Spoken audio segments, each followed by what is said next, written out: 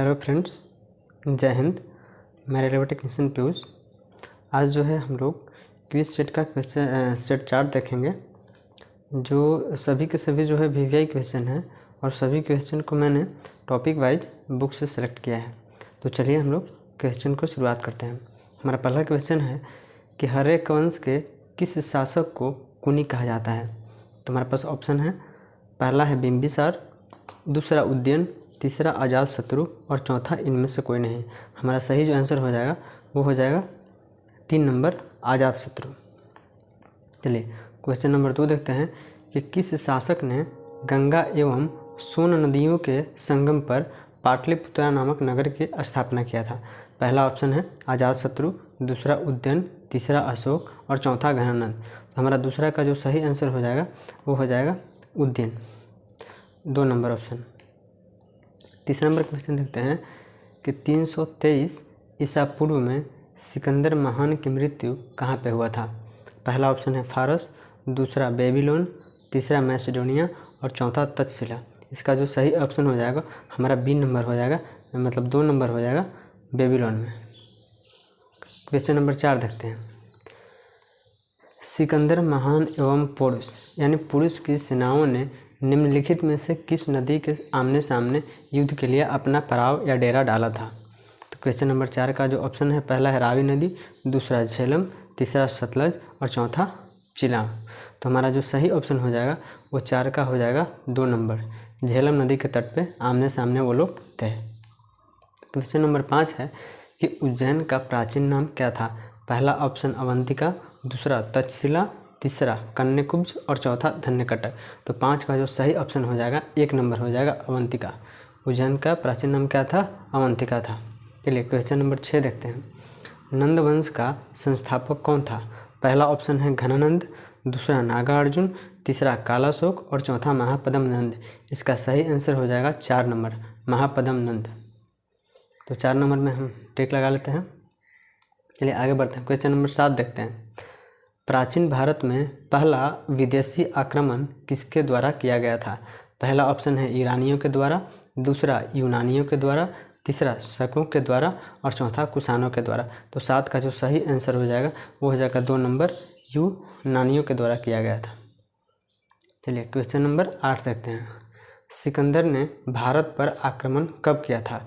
पहला ऑप्शन है 326 ईसा पूर्व, 326 ईस्वी, 323 ईसा पूर्व या 323 ईस्वी। तो 8 का जो सही ऑप्शन हो जाएगा 1 नंबर हो जाएगा 326 ईसा पूर्व। चलिए क्वेश्चन नंबर 9 देखते हैं कि मगध की प्रथम राजधानी इनमें से कौन सी थी। पहला ऑप्शन है पाटलिपुत्र, दूसरा वैशाली, तीसरा राजगृह और चौथा चंपा। तो 9 का जो सही ऑप्शन हो जाएगा वो हो जाएगा 3 नंबर, जो कि राजगृह है। 10 नंबर क्वेश्चन देखते हैं कि किस शासक के द्वारा सर्वप्रथम पाटलिपुत्र को राजधानी के रूप में चयनित किया गया था।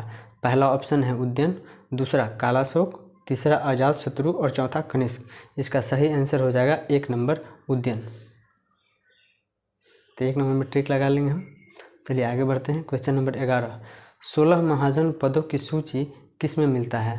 पहला महाभारत में, दूसरा अंगुत्तर निकाय में, तीसरा ये चांगोद्य नहीं है, छांगोद्य उपनिषद है, तो छांगोद्य उपनिषद पढ़िएगा उपनिषद में, चौथा संयुक्त निकाय में। तो 11 का जो सही ऑप्शन हो जाएगा वो हमारा हो जाएगा 2 नंबर अंगुत्तर निकाय। क्वेश्चन नंबर 12 देखते हैं कि नंद वंश का अंतिम सम्राट कौन था। नंद वंश का तो संस्थापक आप लोग देख लिए महापद्म नंद।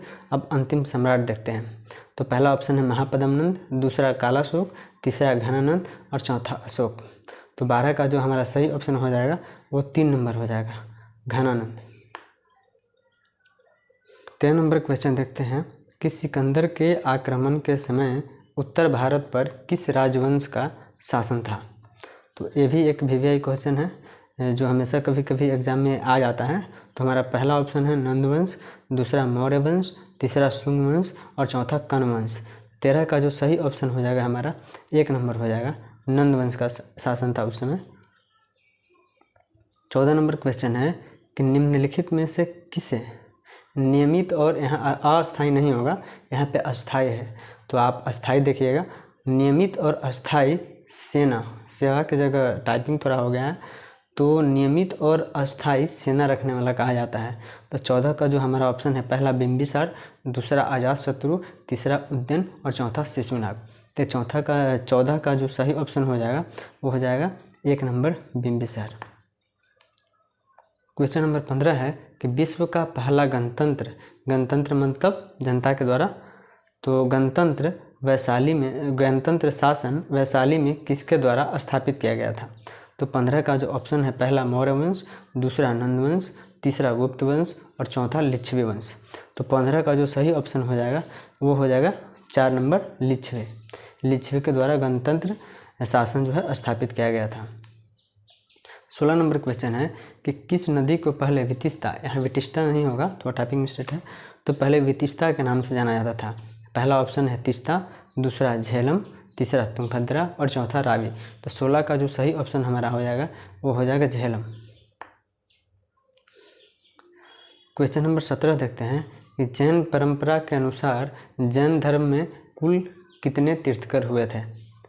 तो पहला ऑप्शन हमारा होगा 20, दूसरा 22, तीसरा 23 और चौथा 24।